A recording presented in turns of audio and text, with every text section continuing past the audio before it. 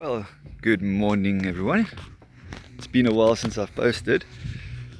Just been busy with various art projects at the moment that's taking up my space. How's it going? So, I took you last time through the pathway and explained a little bit of what we had growing in it. And I said I'll do a section number 2. Well, here we go. We've got the sweet potatoes. The Tamarillo is in fruiting. Well, the fruit's getting ripe. Yay! This tree is now just over a year old.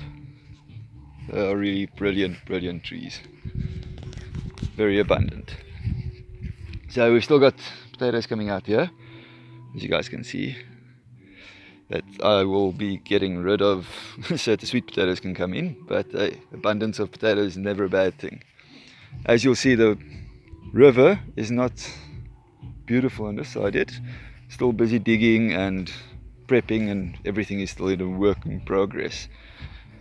Isn't that life? Everything a work in progress. There's another little apple tree coming out from seed, and different reminders and sayings that's in the garden. Got chocolate mint growing here. It is amazing to just walk around and pass it and have a happy of the mint, of the leaves, which is, it smells and it tastes like those peppermint chocolates. Delicious. But it's also good for sore throat in a tea. So it's got medicinal purposes as well. Not everything that tastes horrible is medicine. Some things that taste delicious is also medicine, which is cool. Nature wasn't being an asshole. And yeah, we've got another plum tree. I've started putting signage up. I haven't even shown you guys. It's all out of recycled stuff. So NCC plastic and all of that. Our strawberries are growing in here.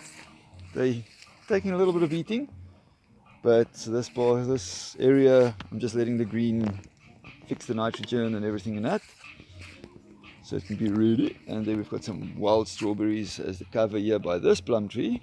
I was gifted 3 plum trees a while back, which was amazing to receive them. And they've, as you can see, I mean, this was last year that I received them, and they are quite big. Dormant now because it's winter here by us. But yes.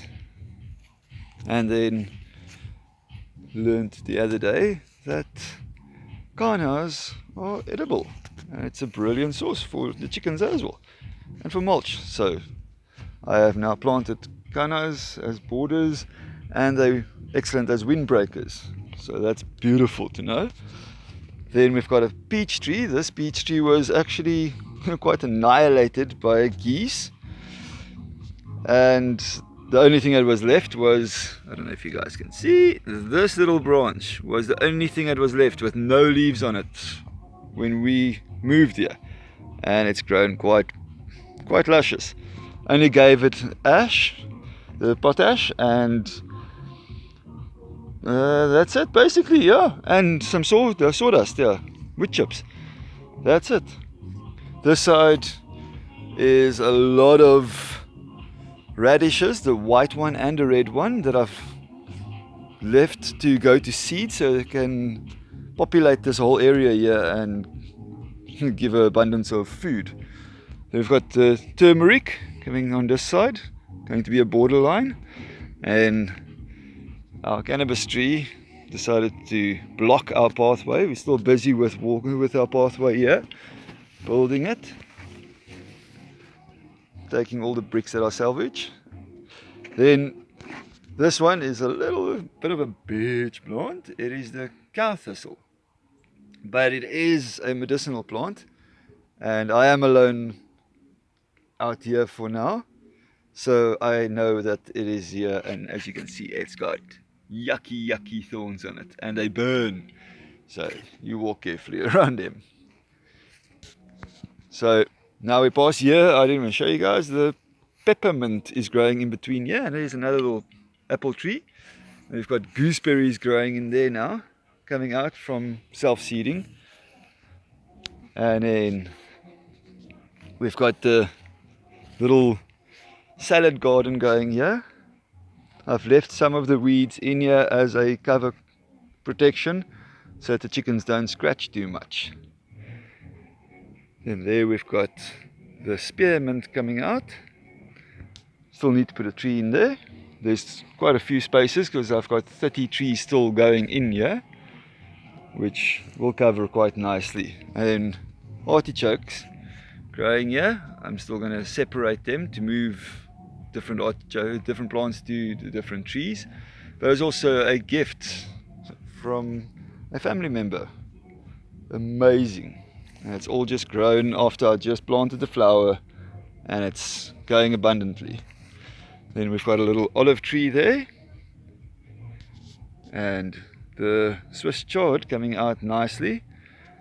All the pineapples that are starting to go out, starting to settle themselves.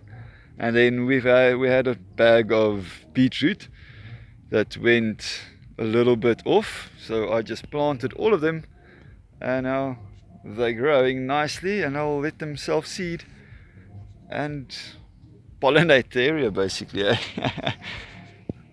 But there we go.